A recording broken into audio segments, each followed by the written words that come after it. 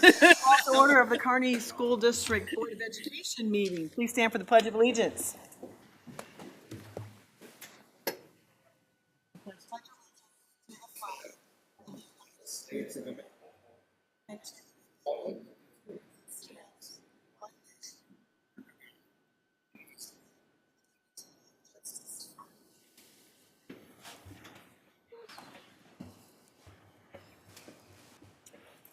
Roll call, please.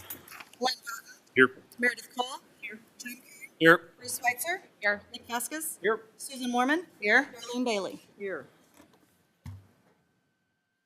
We have a quorum. Adopt and amend the agenda. Move to Oh, What did I miss? Do it again. Crazy. Is the person who, the basics?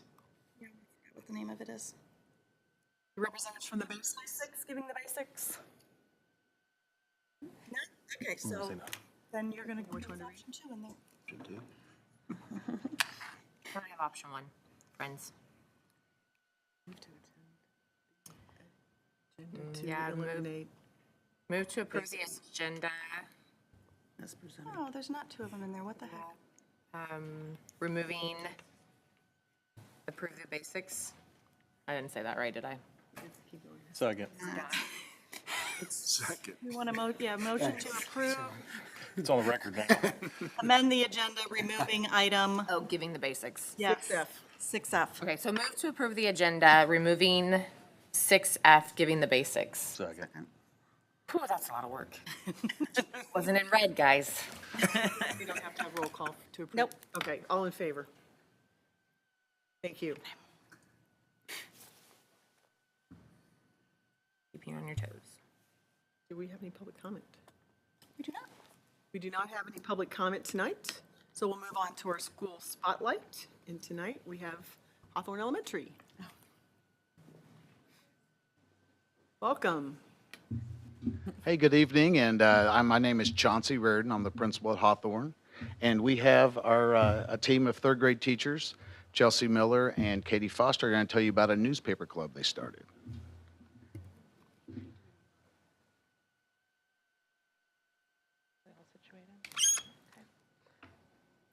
Hello, I am Chelsea Miller. This is Katie Foster. We are third grade teachers at Hawthorne Elementary.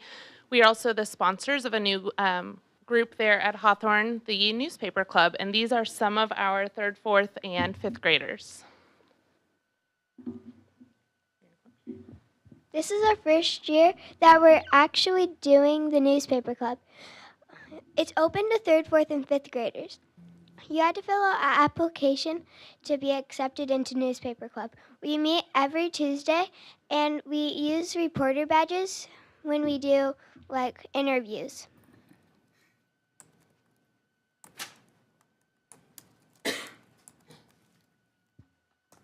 The planning is we grab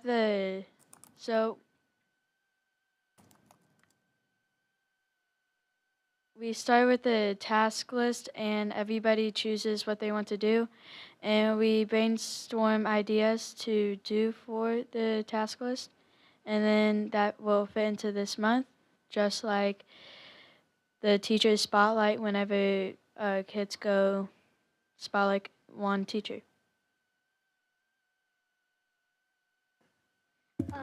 For research and interviews, we create questions, and then we schedule the interviews, and we research the topics about our interviews. And for example, this is me interviewing Mrs. Renzelman.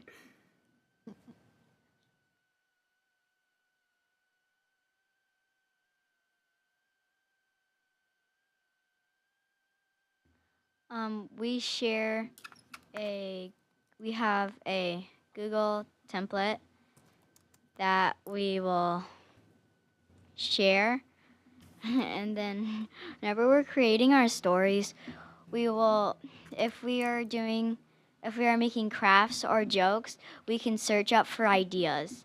And adding photos or graphics, we can also search those up and then add them to the newspaper. For instance, this is me and my best friend Isa working on the newspaper. publishing. We edit and revise before publishing. Then everyone in the newspaper club gets a copy, and then one per each classroom. We publish on school, social media, and our school website.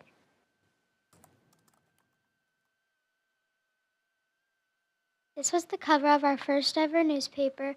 Jacob decided to do an interview on Mrs. Gustafson about her experience with Patriot Day, but she made her own opinion about this, and after Jacob interviewed her, he went to his side and wrote down his answers. This is the comic I publish every month about an ostrich that can't fly like all his other friends, but he has something else to offer to the world other than flight, and there's always a new adventure that has to do with the new topic or month. So moving forward, we just want to grow Newspaper Club. We want to watch them grow as reporters and more importantly as writers. I think what you can see is some of these kids are developing passions for possible future careers. It's been a joy to watch them grow in the last couple of months, and we just look forward to continue sharing their writing with the community and families of our school. And we actually have a couple copies to share with you. So Isa and Annabelle are going to pass those out. And if you have a couple minutes, Annabelle has a couple of questions to ask you so we can feature you in our next article. Thank you.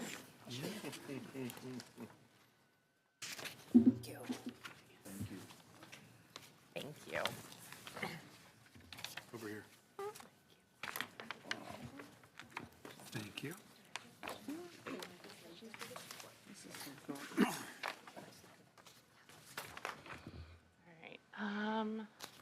All right, this question's for the school board. What is your favorite part about being on the school board? Yes, Yeah, it's getting pretty. to see just getting to see the students and what you're doing. That's probably my favorite part. Yeah, I have to agree with Meredith. It's what you guys are doing right here. This is what I enjoy seeing every time we come for a meeting and we recognize students for the great things they're doing in our school system. And to see the passion that you guys have for what you're doing, it gets me excited for what I'm doing here. What was your goal when you joined the board?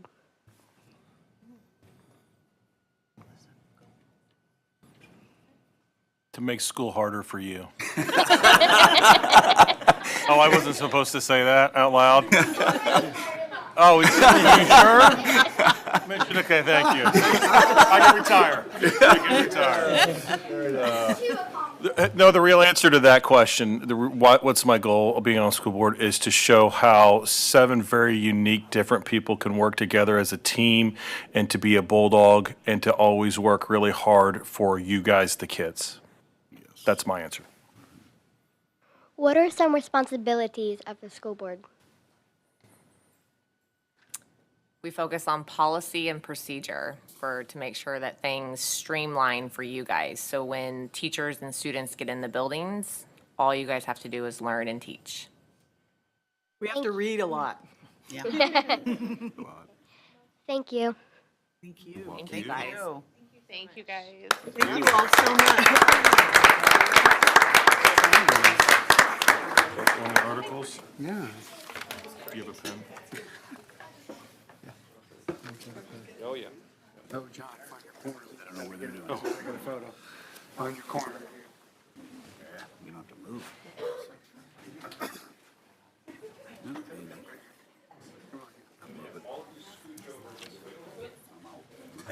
Definitely get out now. Definitely get out now.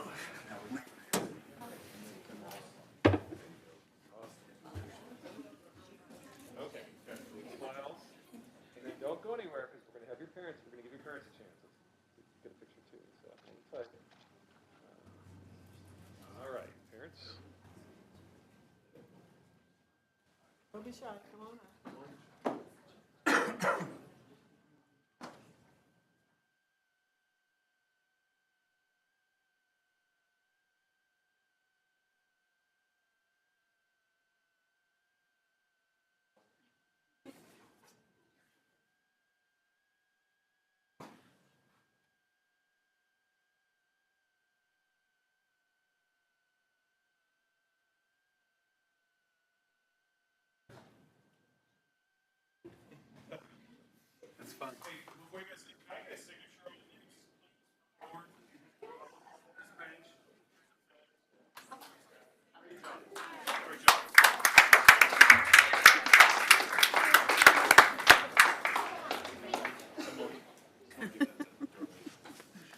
I have a question. Who's been the most fun to interview so far?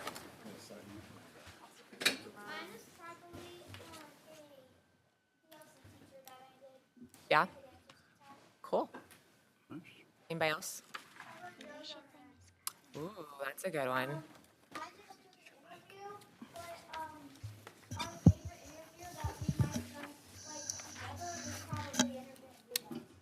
Oh, very cool.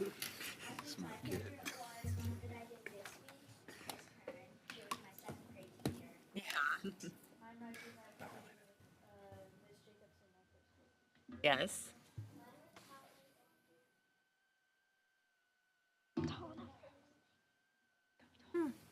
What's the hardest part of finding new stories every month? Is that hard? Yes. Choosing the task. Yeah. Because sometimes you have too many, or not enough, or We have like not enough. okay. Yeah, come up with more ideas. Hard to choose a task. We might have maybe different abilities for the task, so it's hard to choose a task to see which abilities you might need for that special task. Like an interview, an article.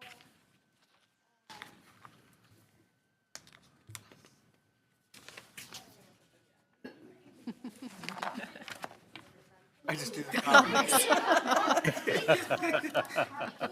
I love the comic. Yeah. I'll just do the comments.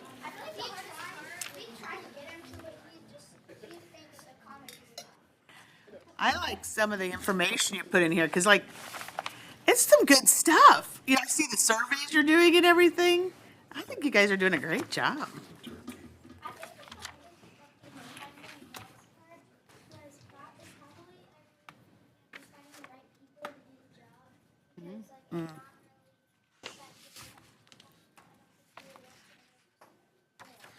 Does everybody have to eventually interview somebody or not? It doesn't have to be an interview. It can just be like an article. A story. It Yeah. doesn't have to be. Okay, you can just write your own and not have to interview anybody. Yeah. Okay. Cool. Okay.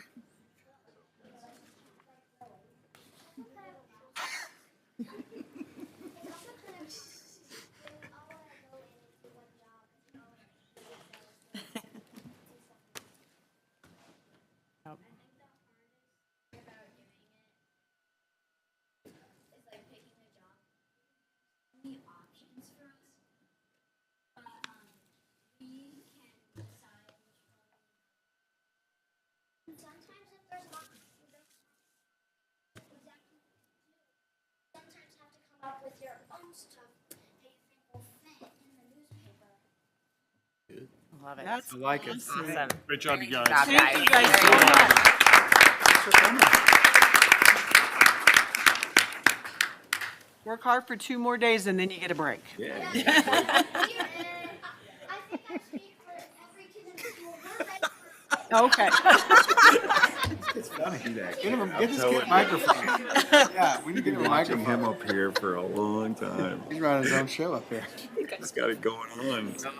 He's got it going on. Like, in case you want to know. In case you're. Parents and others, feel free to leave the meeting or stay longer. It's totally up to you. You know that they want to go home and study hard. Great job. This is good.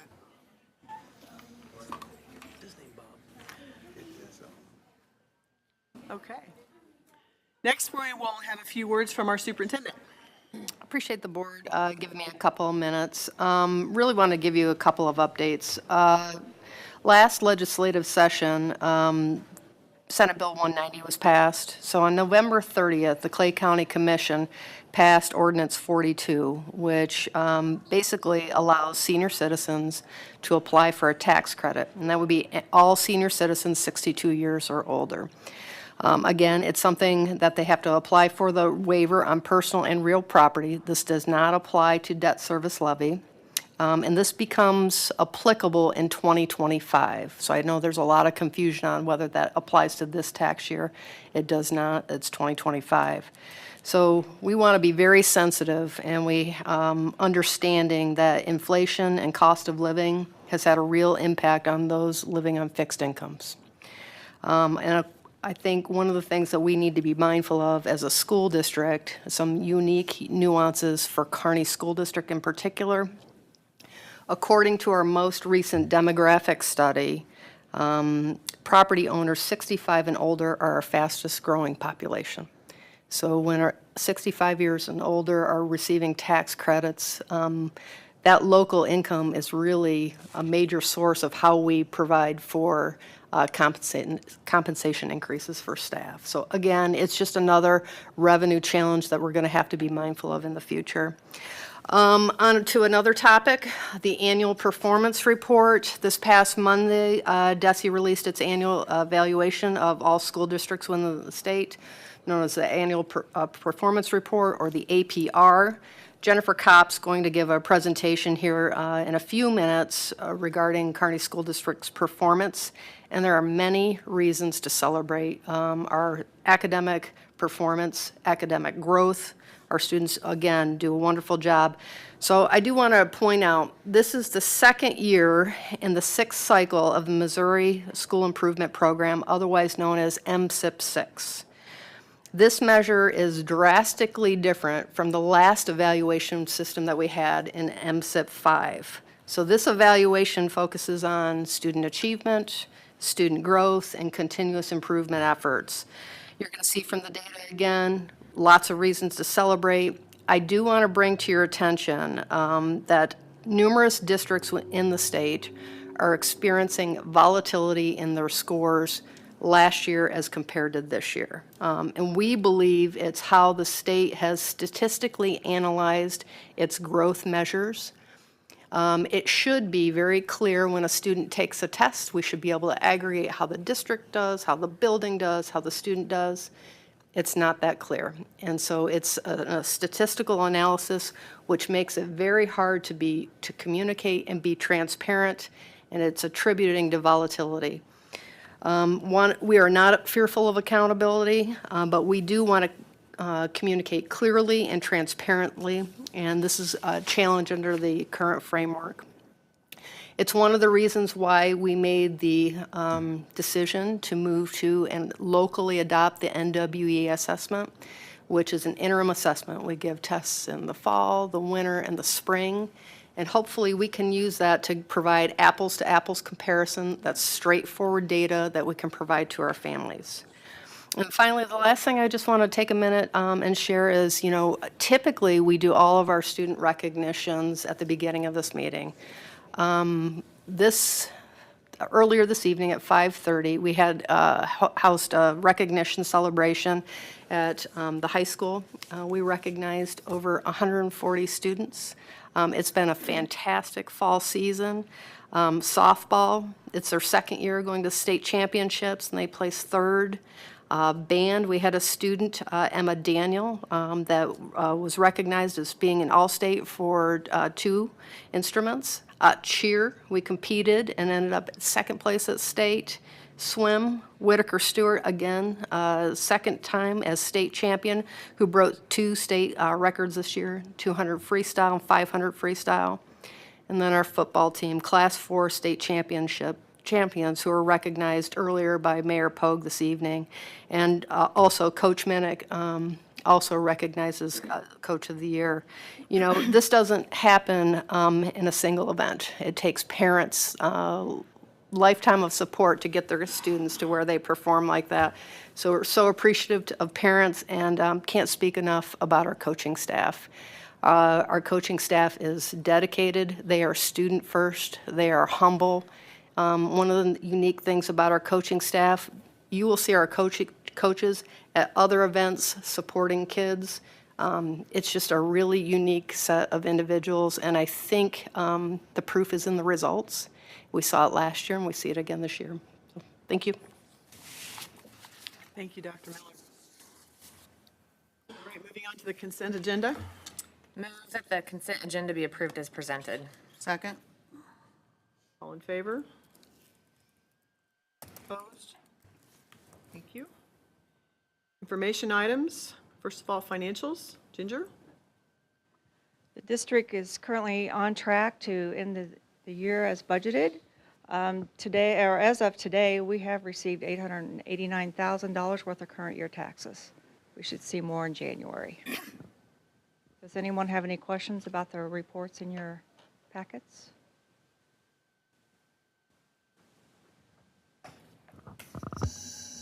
Bond project update.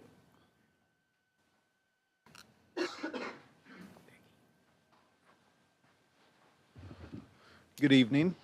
Tonight, got a couple things to talk about. First one, for your approval tonight, we took bids on the steel package associated with Southview Elementary. So we're going to put the addition and do a renovation to Southview next spring and summer.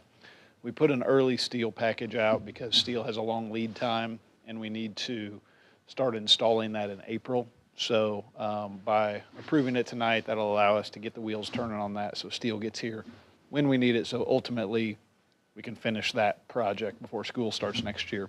On that package, really good competition. We got 7 bidders on the package, which is excellent. Pricing came in below the budget, so all good news there. And I know you'll vote on that here in a little bit. And then a couple other things we're doing. We engaged one of the plumbers that we work with to go do some investigation at the junior high for some sewer smells that were inside the building. So they came out last week, identified some vent piping that was cracked and a couple of other things. So we've got a plan together to go over Christmas break and go fix those. So hopefully we'll see a big improvement over Christmas break there. So. And my daughter's in that school over in Lynn, so she's been on me about it. Something else that we will work also at the junior high, this is kind of future looking, but we fixed one of the foundations that was settling a little bit last year. We have recently found a few walls that are starting to show similar signs of settling on the south end of the building. So we're going to engage some folks and potentially do something similar to what we did on the side on this side this year, because it's a good time to fix it now because it hasn't done much damage inside. So most of the cost of that fix last year was to fix walls that were cracked. We had to tear them out and put them back in. We think if we can get ahead of this one, you know, you can fix the foundation, you won't have to do any interior work. So just trying to work some preventative things there. And then big picture, the design for the remaining portion of the addition is supposed to come to us tomorrow. So we will bid that package, the rest of those packages in January and hopefully come February for board approval. And then the big goal is to start that work in March and then finish it in August for Southview. Any questions for me? Okay, thank you. Student achievement data.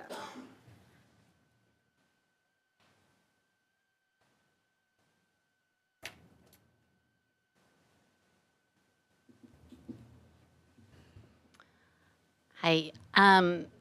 So each year I get to present this data to you, and this year, as always, we have some great celebrations. We know we always have some areas that we know we need to work on, and we're addressing those, but overall we are very pleased with our results this year on both the APR and our state assessments. So as you all know, DESE uses the APR to monitor our progress. It's based on, as Dr. Miller said, the MSEP, the Missouri School Improvement Program, and we are on our 6th version. So the results you see now, it's only been based on since 2022. So anything we did before that, it's a totally different ballgame now. So these are the areas that they're looking at. It's continuous improvement, preparation for each student for life beyond high school, so college and career readiness, and promoting practices that lead to healthy school systems. So 70% of our APR comes from the top part, under performance. We got all of our points on academic achievement. The area that, as Dr. Miller was explaining, it's the academic achievement growth. It is a very difficult calculation. It is based a lot on our student groups. Where we lost most of our points is with the growth of student groups. Also, our graduation rate is always good. Graduation follow-up, we always do well on that. You will see that on the CSIP, the response to standards, which that's something we worked a lot on last year. With the new MSEP, we had to create a huge document, and it's called the response to standards, but they're not going to start scoring us on that until this year we'll be scored on that. And also our climate and culture survey, they'll score us on that this year as well. Our success ready students, so that's our kindergarten entrance assessment, our ICAPS, attendance, which we got 3 out of 4 points on attendance. Attendance, I will tell you, nationwide since pandemic has been down. It's kind of a difficult, kids got used to learning online. They can get their work online if they miss. So that is something we need to address. But again, that has been something since pandemic that has been very difficult. And then required documentation, we get all of our points in that area.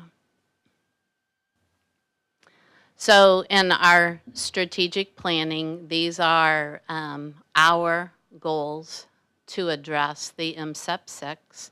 I know you all have seen this, but our work in climate and culture, our academic success and student support, responsive leadership and community engagement, and exemplary and valued employees. And all of these items address those response to standards that we will be scored on this year.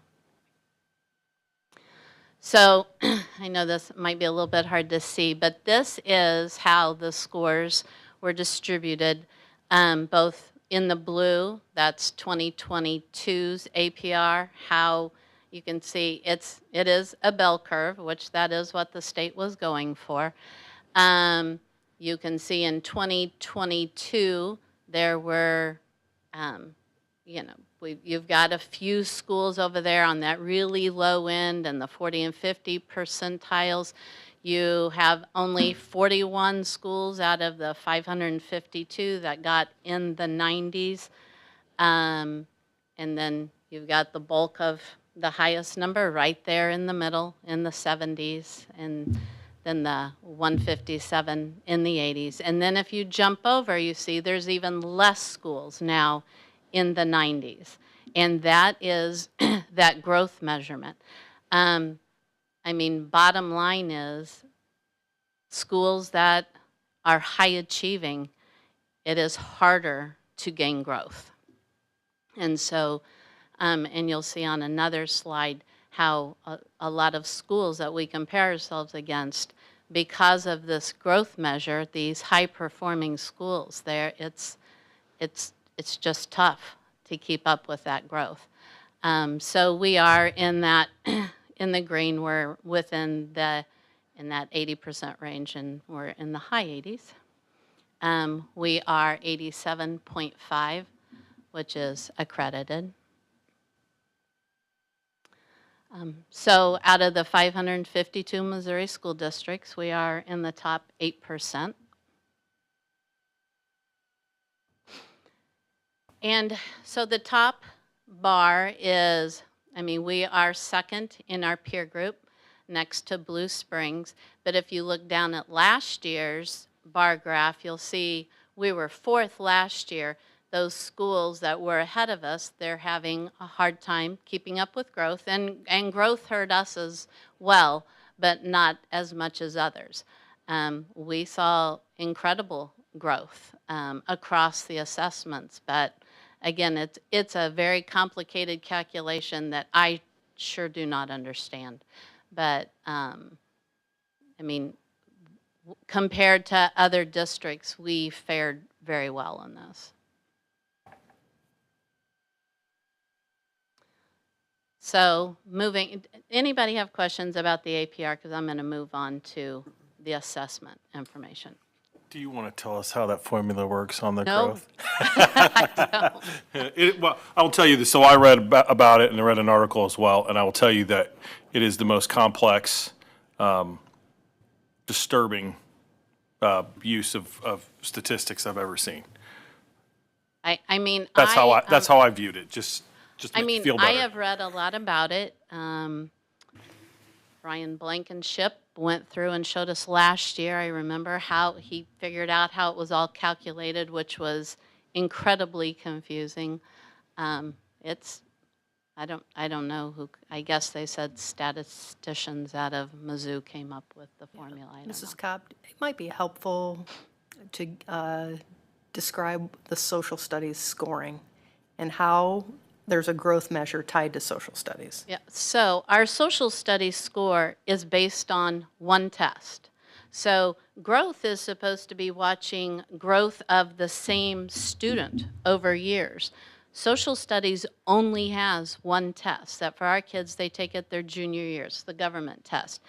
But they measure growth on the government test based off of scores in ELA and math in previous years. So there's a correlation. Yeah, it's a different. How's that correlate? It's a different system. So. Yeah, it's.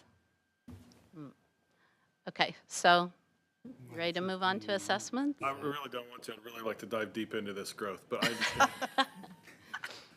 Okay. Well, the only reason I say that is that it's going to affect our APR. 100% it is, because we are a high achieving school. And so understanding, I mean, I'm making a joke about understanding it, but we've got to Ryan learn how to use it, but we've got to find a way to stay high achieving without allowing it to. We don't be where those schools are now. But that's the reality is that if we're a high achieving school, say we go down 1 percentage point, well, that growth number, based on their statistical analysis, could drop us into a mid-tier school, which is not necessarily the truth, because we're a top performing school district on our scoring. So I sent some data earlier today, and I think the peer districts that we look at, I think there was a swing anywhere -7 to +7. Yeah, I mean, that's a pretty big delta when you're talking 14, 15 points, right? Mm-hmm. So I think that's just something we're going to have to be mindful of. And I think what we want to do is be talking about it now, early in forecasts, so there's no surprises later on down the road. It's also messaging, right? Like, where did we finish on our test scores? Where did we finish versus our peer group? And year over year, being able to use that as our transparent piece. And we know where we need to dig in, and the groups that we really need to work on and make sure they are getting exactly what they need. I mean, we are looking at that data. I might not understand the calculation, but I know what we need to do. When you mention groups, can you be more specific? And we've got English language learners, we've got kids who are on IEPs, you've got lunch status, and Black and Hispanic. Those are the student groups. Mm-hmm.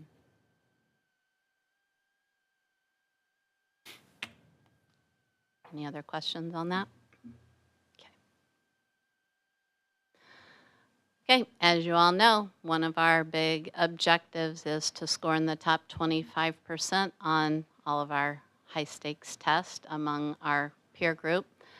And for spring of 2023 in state assessments, we scored in the top 25 in 14 of the 19 tested areas. And Kearney kids ranked in the top 2 on the district-wide when you take all of the ELA tests into consideration, all the science tests into consideration. We scored in the top 2 in all areas. And so here is the district-wide test. So for all ELA tests, we rank first in our peer group. In math, we are second. In science, we are first. And in social studies, we are second. Please feel free to stop me at any time if you have questions, okay? So our elementary ELA, third grade, second, which is awesome because our elementary, I think we have a fabulous reading program. I think Allie Stewart does a phenomenal job with that, and as well as Clara Steffen and Elizabeth Harahill, our reading interventionist. As well as our building reading teachers. They do a great job. I think reading is the most important thing we teach our kids. So they're doing a great job, and we're in the top 25% in all of those areas. Our elementary math, these are a couple of our areas of concern. We know where the issues are, and those are being addressed. Our secondary ELA, our 6th grade fell a little bit this year, but all of the other 3 secondary, last year English 2 was second in their peer group, and they jumped up to first. They made a nice jump. 7th grade ELA did a phenomenal job. So they do a great job. Our secondary math, got 6th, 7th, and 8th, all in those top areas. Algebra 1 fell a little bit. I dug into that information. We've talked about this before in the past. We look at how our kids do in these, but as far as the comparison, these are the tests that I put less stock in the comparison against other peer districts because you don't know who's testing. In 7th grade math, we know that's all 7th graders. 6th grade math, we know it's all 6th graders. But when it gets to Algebra 1 and Algebra 2, you don't know who's taking it. Last year, our Algebra 1 score was higher. We put less of our high 8th grade math kids in algebra this last year. The year before, 39% of our 8th graders took the algebra test. You can almost count on 99% of our 8th grade Algebra 1 kids getting proficient or advanced. This past year, only 25% of our 8th grade kids took algebra. And why is that? Well, actually, I was talking to a couple of the math teachers today about it. Several reasons. They're not so quick to take. It used to be that if you were in pre-al in 7th grade, you automatically went to algebra in 8th grade. And they're just not comfortable doing that anymore. If a kid did have a little bit of a hard time in 7th grade pre-al, they're talking to the parents, talking to the teacher, and making that decision, making a collaborative decision. I also think we've done a better job of educating our parents, and maybe it's not that important for that kiddo to be on that math fast track, you know, you can always double down on math classes at the high school if there's something you really feel like you need to do. But if you are not ready for that algebra in 8th grade, those concepts can be difficult. You know, we're at the the tail end of the kiddos who had to go hybrid. That's what I was wondering. Yeah, and there some of them just aren't ready. So it's part of 8th grade math. They really do address some of those algebraic concepts and to get them ready for algebra. So taking that extra year of those foundational math skills before you put them in algebra, I mean, it's a good idea for a lot of kids. Any other questions on that? As far as Algebra 2, we do test all of our Algebra 2 kids. No, we test all of our sophomore Algebra 2 kids. We look, and I think that's like 75 sophomores that are in Algebra 2. We look at how many kids Smithville test. I know the Smithville kids take a pretest, and they decide who's going to take the Algebra 2 test from there. I think they had 40 kids that took the Algebra 2 test. If they do not think they're going to score well on Algebra 2, they'll have them take that Algebra 1 test. So it bumps them both ways. Any questions on that?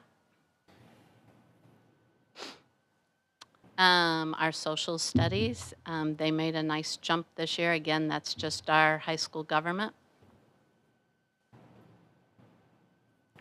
And our science, they're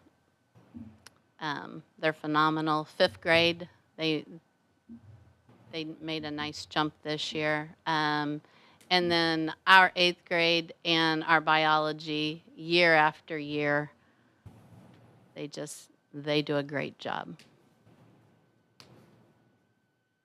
I give kudos to Amy Sparks at the high school because she's been, you know, the one that is there year after year, brings in new teachers, these new young brand new teachers, and she coaches them up and they just do a phenomenal job.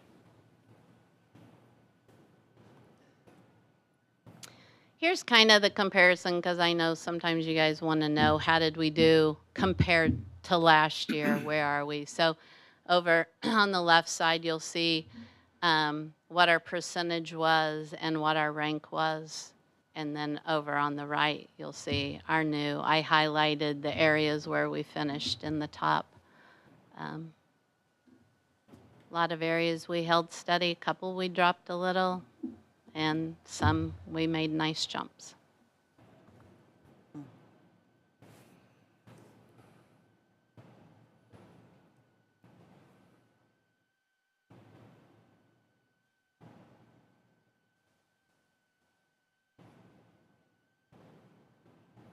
Did I flip through those too quick? Do you want me to go back?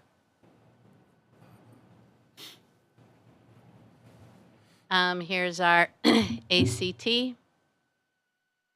Finished at 21.6. Barely under Platte County, and then with Lee Summit leading that. What were we last year? 22. What I thought. I think it'll be nice. They have added in an ACT course this year. I saw that. You know, a lot of universities have stopped looking at ACTs, but some still do, so we'll work on that.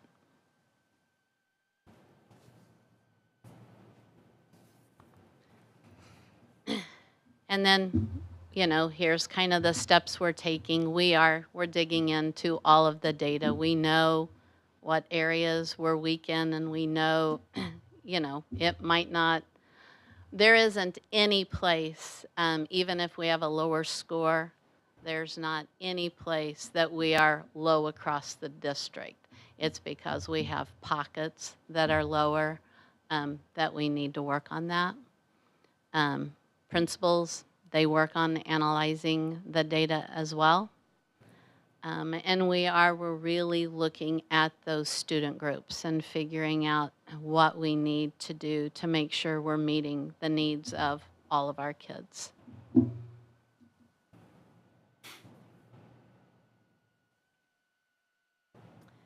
And last year we kind of did that medal count, and they asked if I was doing that again, so we went ahead and put that together just so you could kind of see where we stack up against other districts.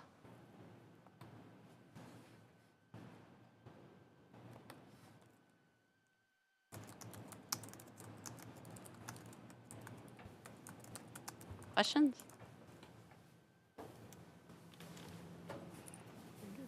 Thank you. And something went out to that, about this district-wide just yesterday, right? So. I think it was this morning. Staff, okay. That was this morning. No, I got This it. morning. So it was Yeah. this morning, Yep. so. Okay, next, library program evaluation is a written evaluation. Any questions? Anybody review that? Okay, moving on to parents as teachers evaluation. Hello. Hello. I'm Amy Baugh. I'm the principal at the Kearney Early Education Center. And so Parents as Teachers is one of the programs that I oversee there. These are our people. Brittany King is the coordinator for the program. She does a phenomenal job. That position was new last year, as well as mine. And then we have 2 full-time parent educators, Jesse and Kim, and then a part-time parent educator, Kelsey. The addition of those full-time positions was one of the changes that occurred last year, which doubled our capacity to be able to complete home visits. And then we also, with our building renovation, added an on-site home visit space, so families that are unable to accommodate us in their homes have an option to come into the center to participate in the program. So we've done a great job this year with outreach. Brittany has scheduled screening events in area daycares and held several meetings with daycare directors at the Early Education Center to try to build those bonds in the community. And then she goes and her team goes and screens those kiddos and provides feedback to parents, gets them involved with meaningful follow-up activities to promote kindergarten readiness.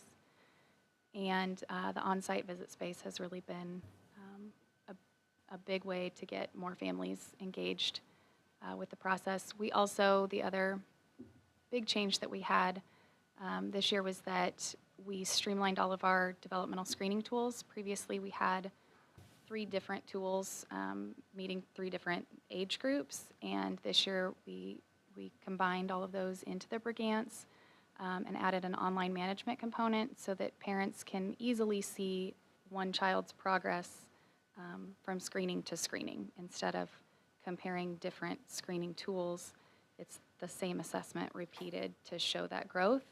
It also does a nice job of offering follow-up activities that the parent educators can then go model for the parents in the home. And I apologize, I meant to mention Brittany wanted to be here but had a family obligation tonight, so she couldn't be.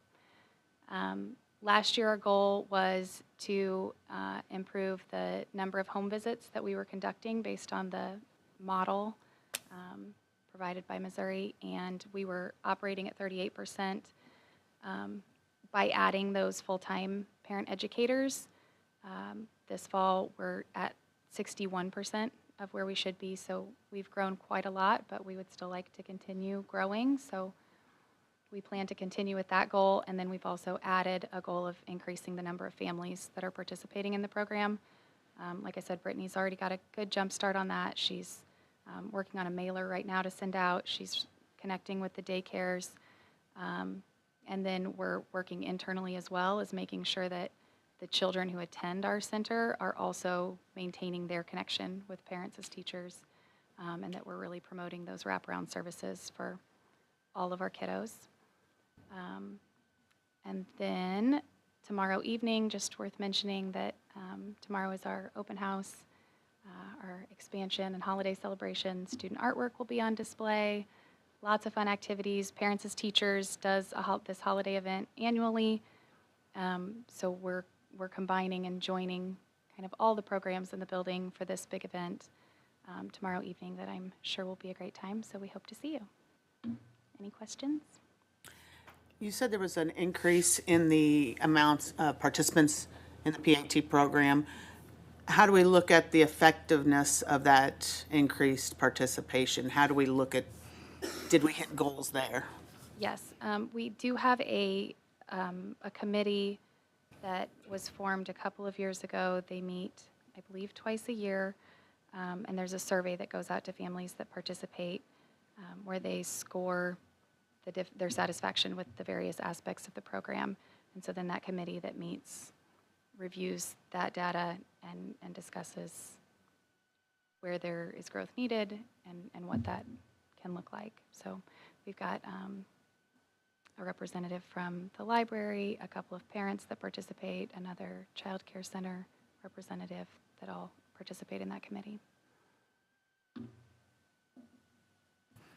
Thank you. Thank you. All right, moving on to action items. Move to approve amendment number 5 with Newkirk Novak as presented. Second. All in favor? Opposed? Thank you. Agreement with the state of Missouri reimbursement. Move to approve agreement with the State of Missouri Department of Health and Senior Services as presented. Second. Mr. Nolan? So what you have in front of you on your agenda is the contract that the state of Missouri has asked each school to sign into with the Department of Health and Senior Services, who is overseeing the Get the Lead Out of School Water Testing reimbursement. And so that this is the contract that then signs us up to be eligible to get reimbursed for those costs. Just a real quick tidbit on that. We've conducted our testing through a third party, Axiom Service Professionals, and the results have come back in. We just got them today, and we will have some more information on that here in the near future for everyone on what that looks like. So anyway, just wanted to give a brief rundown on what that actually was there that you were voting on tonight. Questions? All in favor? Opposed? Thank you. Academic calendar. Move to approve the 2024-2025 academic calendar as presented. Second. Yes, I'd like to go over the process real briefly with you, how we've started our calendar creation this year. We started a lot earlier this year than we did last year. We started actually in October, looking at the calendar from this year and for the 24-25 year. Met with the Salary and Benefits Committee, which we've expanded this year. We actually have 25 staff members that sit on that Salary and Benefits Committee, along with other central office employees. But we've broken that committee up into three different portions. One that does just benefits, one that works on salary, and the one that works on calendar. And those smaller groups work and then present back to the larger group. So this calendar has seen several rinse cycles. It's seen a staff survey, staff input from this year and from last year. We have ran it by the principals. We ran it by cabinet. In fact, our last cabinet meeting, I asked if we wanted to look at it again, and everyone's like, no, we've seen it enough. So one of the major changes that you'll see in the calendar this year, and this comes from staff input, was the removal of the 2-hour releases. This also came from parent input, too, from last year. Dr. Miller and I had met with PTO presidents and got input from parents, and the 2-hour early releases were just a question how effective those are. And so we put that out to the staff, and the staff actually responded back that they would rather have longer professional development opportunities than have the 2-hour releases. So that became a little bit of a challenge with us. As you know, we can't start school any earlier than August 19th by state statute. And we always like to get done before Memorial Day because attendance really suffers after Memorial Day. Kids don't come to school generally as much, and learning is not as effective at that time when kids aren't in school. So we try to work our 182 staff days, 170, well, really 1104 hours. We go by hours, 1104 hours. If you remember, if we have 1104, we don't have to make up for snow. So we weren't quite able to accomplish that goal. We were able to put in some really timely professional development opportunities for staff while still keeping our minutes of instruction very high. So we did decrease our minutes of instruction, but we would have to miss 10 snow days this year for us to have to make up. I have included in the summary possible makeup days. So when you approve this calendar, those possible makeup days will be approved as well. That's what we will submit to DESE as our makeup days. But really, the calendar is very similar to this year's, save the 2-hour releases have been removed and add the full PD days. Any questions about any of the changes or the way the calendar's laid out at this point, or the process itself? Will the semester still end with half days? The semesters will still end with half days. There'll be only 3 half days in the calendar now. Those two and homecoming, Homecoming, correct. Yeah. Yep. Okay. I'm surprised Bree doesn't want it to be a longer schedule. Oh, Bree is on that committee. I am on that committee. You didn't stretch them out longer, Bree? You tried. You tried, they just didn't want to, huh? I will add to, there was some desire to put a PD day every month. With our constraints, with our current school day, we would have to lengthen the day a little bit, like 6 minutes more than we are now. We looked at a Platte County example, and they go about 16 minutes more at the secondary level and about 6 minutes more at the elementary level. We could do 1104, no chance of making up snow, and we could do a PD day every month for staff with just a little more additional time. And I was Was there really interest in that? You know what? You could chime in It here, was Bree. actually the one time that we wanted to redo the whole calendar. Yeah. Okay. Yeah, So I there was interest in very shocked. I brought it up and expected, Arrows? Yeah, and they jumped on it, and I was completely shocked. So that'll be something that we will start talking about early in the fall, maybe even over the summer with salary and benefits, and then start that process. That needs to be a lot of staff input if we're going to change the length of our day, and parent input. That's a big process. It impacts transportation, things Right. like that. That's something that Absolutely. we'd have to kind of work through. There's a Yeah. lot of ripple effect that would cause. So we need to vet that very, very thoroughly before we would make that kind of change. So I didn't feel like this year would probably be the best time to do that. And it can't be added to lunch, I already asked. Yeah. Add 6 minutes to lunch. No, it has to be instructional time. Appreciate that. Any questions or anything I can answer for you? Thank you, Zach. It's a lot of work, so I do appreciate it with the staff and everything. Thank you. It's a pleasure. It's fun. You ready to vote? All in favor? Opposed? Thank you. Approval of the bill. Move to approve bill from Cole Printing as presented. Second. All in favor? Opposed? Abstain? Thank you. Okay. Board member comments? Have a couple things. Anybody else have anything first? I want to piggyback what Emily said, like tonight has been one of those fun nights to be a board member. Yeah. The 140 kids, the spotlight. I mean, like this was a really fun night as a board member to get to just see the fruits of the teachers' labor. That's why we're here, right? I mean, so thanks for obviously having the spotlight, but thanks to all those kids for having a great fall. That was a lot of fun, and a lot of fun to see how excited they were to be on that stage tonight. It was quite enjoyable. Absolutely.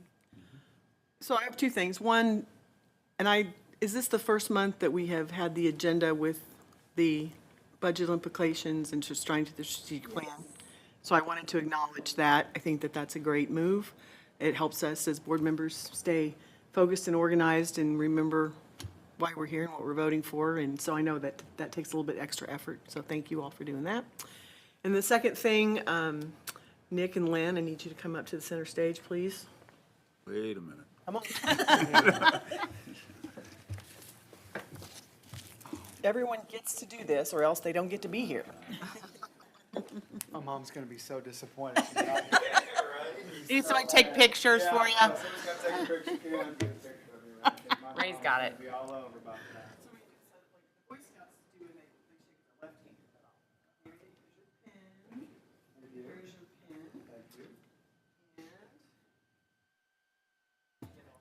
Yeah, they get all of it, the certificates on top.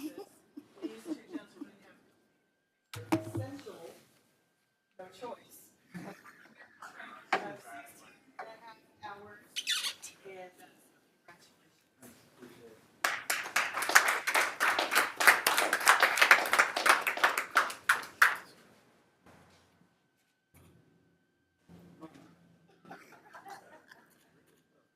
We forgot to invite. We're gonna invite people to come up and take pictures if they want. Yeah. My phone, I'll take a picture of you.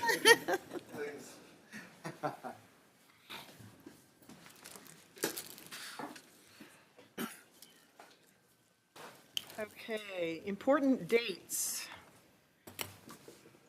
So tomorrow, we do have the early education program event that we heard about earlier, so hope folks can get to that if you can. And then Friday, the much anticipated winter break, half a day. December 26th, from 3 to 5, that's the last date. The district office is open for filing for board candidates. Thank you, Becky, for being here that day. January 9th, classes resume, and January 17th is our next board meeting. Miscellaneous. Action for closed session to immediately precede the regular meeting in January, including any record or vote to discuss items, issues allowable under section 610-021 of the Missouri Sunshine Law. Second. All in favor? We roll call on that one. Yes. Meredith? Yes. John? Yes. Bree? Yes. Nick? Yes. Susan? Yes? Arlene? Yes. We are adjourned. Thanks for coming. No gavels. No gavel. My water bottle.